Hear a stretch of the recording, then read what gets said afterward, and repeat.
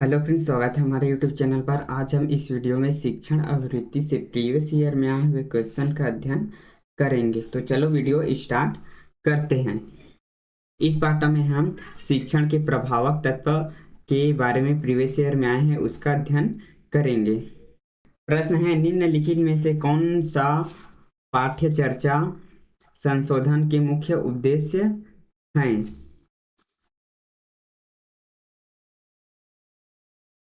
ए है संस्था की दूरदृष्टि और मिशन के रूप में बेहतर रूप में समन्वय बनाना, यह सही है। बी है अधिगम के परिणाम पर आधारित बनाना, यह भी सही है। सी है कार्यक्रम परिणामों की तुलना में स्तर प्राप्ति में सुधार व अधिक प्रभावी बनाना, यह भी सही है। और डी है प्रतियोगिता परीक्षाओं के लिए छात्रों की क्षमताओं को विकसित करना, यह गलत है। और ई है सभी धारकों की अपेक्षा की पूर्ति करना, यह भी सही है। इस आधार पर हमारा correct answer A B C और ई हो जाएगा, जो कि बी ऑप्शन में है। यह प्रश्न 2022 में पूछा गया था।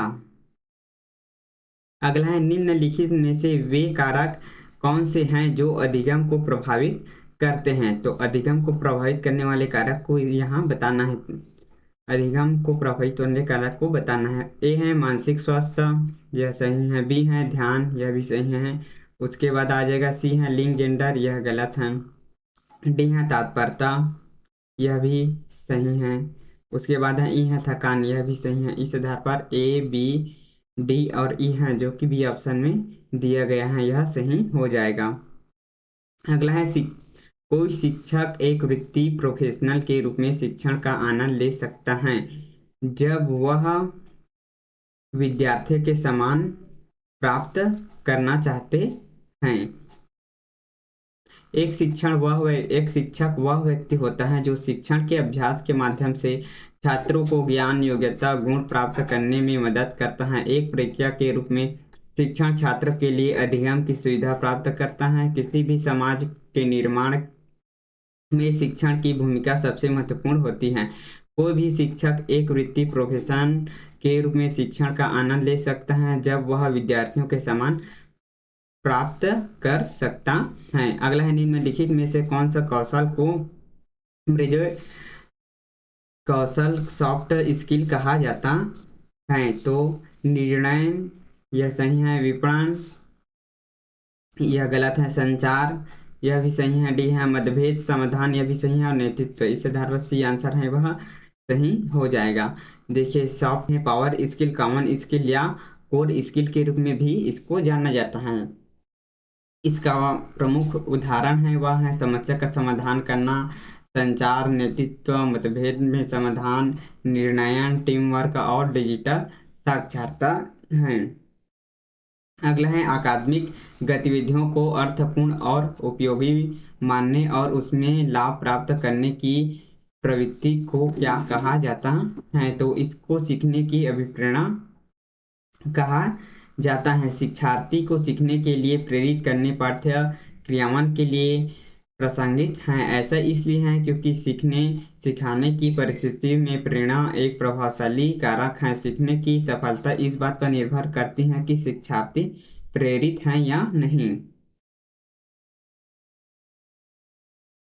अगला है तकनीक वैज्ञानिक निर्देश के अंतर्गत निम्नलिखित में से कौन सा निर्देश करता है? तो यह टाबा का निर्देश यह निर्देशित करता है।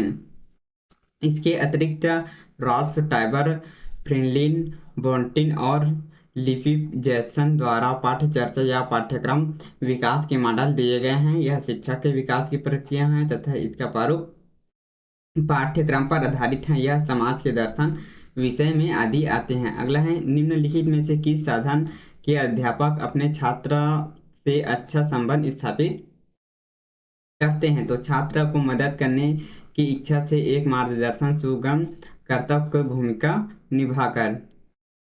अगला है, कक्षा शिक्षण की वाणी स्वघात को कहा जाता है? तो इसको पराभाषिक कहा जाता है। किसी शिक्षण के लिए सुनना महत्वपूर्ण है ताकि वह अधिगमकर्ता की आवश्यकता को पूरा कर सके।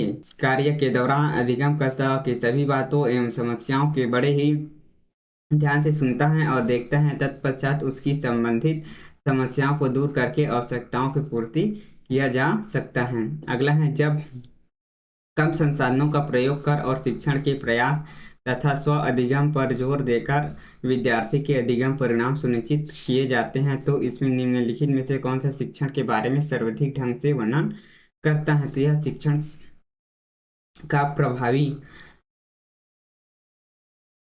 सक्रिय भूमिका होता है। तो कम संसाधनों का प्रयोग कर उसके प्रयास में अधिक जोर देकर विद्यार्थियों के अधिगम परिणाम को सुनिश्चित किया जाता है। अगला है, अभिकथन है, गुणवत्तापूर्ण प्रश्न गहन अधिगम को बढ़ावा देते हैं।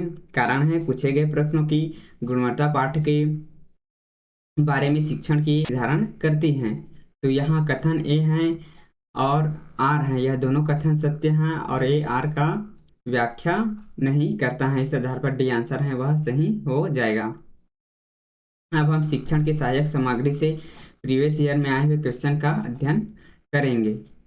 प्रश्न है, पाठ्यचर्चा के संदर्भ में निम्नलिखित में से कौन से सही हैं? ए है, पाठ्यचर्या नियमित रूप से संशोधित किया जाना चाहिए, सही है। बी है, पाठ्यचर्या के केवल सैद्धांतिक संकल्पना ही होनी चाहिए, यह गलत है। उसके बाद पाठ्यचर्या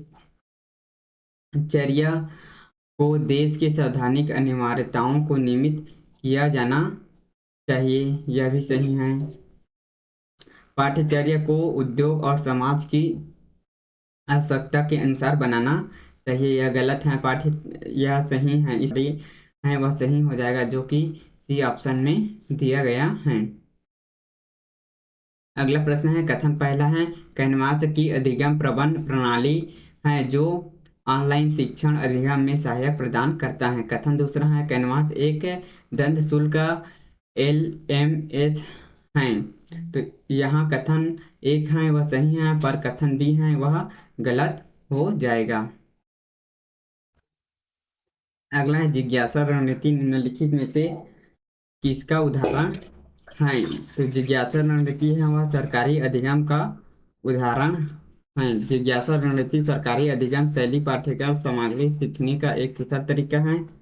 जिज्ञासा प्रक्रिया समूह के प्रत्येक सदस्य के अकादमिक गतिविधियों में खेलने के लिए एक आवश्यक भूमिका देकर सुनने, संलग्न करने और सहानुभूति को प्रोत्साहन करती है। समूह के सदस्यों को एक समय पूरा करने के लिए एक टीम के रूप में एक साथ काम करना होता है। तो प्रत्येक व्यक्ति किसी भी पर निर्भर रहता है। कोई भी छात्र पूरी तरह से सफल नहीं होता जब तक कि वे हर कोई एक टीम के रूप में एक साथ अच्छी तरह से काम न करे। यह डिजाइन द्वारा सहयोग कक्षा की छात्रों को अंतःक्रिया सुविधा प्रदान करता है, जिससे एक लक्ष्य पूरे होने में एक दूसरे का सहयोग योगदान देते हैं।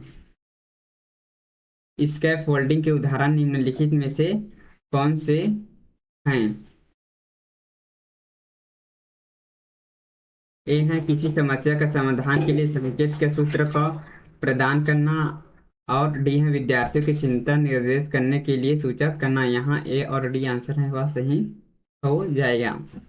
अगला है, सहायक सामग्री को प्रभावित करने वाले निम्न कारक कौन कौन से? स्पष्टता में व्यापकता, सामग्री की मात्रा, अधिगमकर्ता की आयु एवं स्तर के लिए उपयुक्तता, यह सही है। अधिगम उद्देश्य की प्रासंगिकता, यह सही है। इस आधार पर ए, सी और डी आंसर है वह सही। अगला है, शिक्षण की अवधि में प्रयुक्त होने वाले विषय वस्तु प्रकार की सापेक्ष प्रक्रिया वाले प्रश्न को सूचित करने वाले प्रश्न में निम्नलिखित प्रश्न सूची की पहचान कीजिए। ये हैं अपसारी प्रश्न, यह सही है। तथ्य पर आधारित प्रश्न, यह गलत है।